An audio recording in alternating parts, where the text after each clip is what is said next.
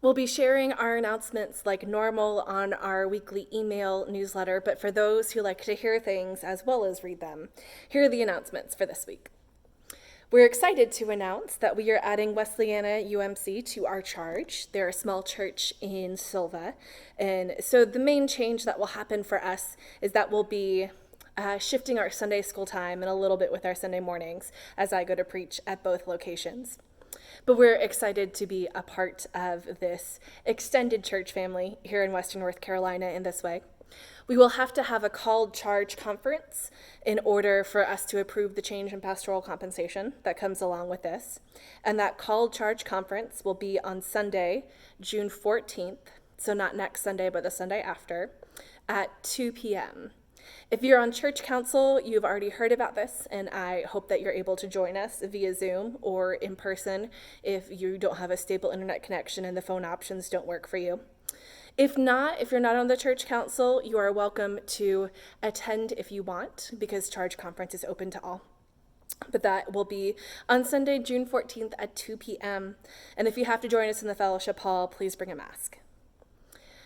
We are doing Sunday school with Bryson City UMC. They are doing a Sunday school series on going through the wilderness, which has been interesting. I know that Carol Martin has been attending. If you want information on that, let me know or check our weekly emails. We're also still having virtual coffee hour until we can potentially have coffee hour in person.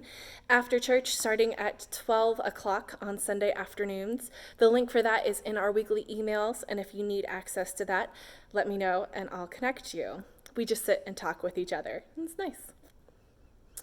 Grace House is still working like usual. We're still feeding people like usual with the precautions that we need for the pandemic.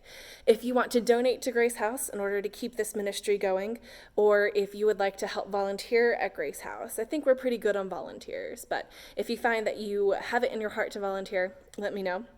We'll connect you.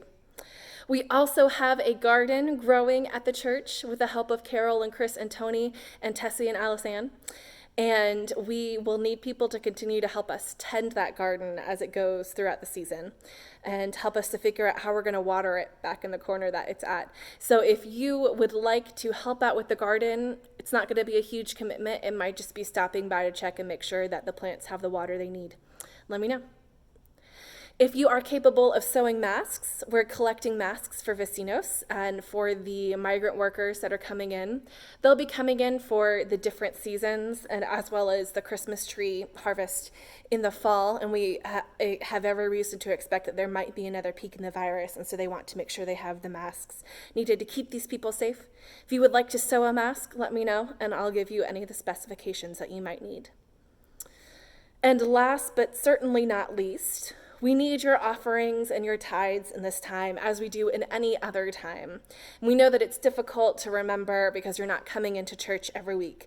But now that you've seen this video, there is a link below this video to do online donations if you don't want to mail in your check. You can also mail in a check to the church at P.O. Box 668, Whittier, North Carolina, 28789. which I will also make sure is described below. Your offerings help keep ministry going in this church, and ministry hasn't stopped just because we're not meeting in person. And so we ask you to help support our ministries here at the church. Now prepare your hearts for the scripture reading this morning.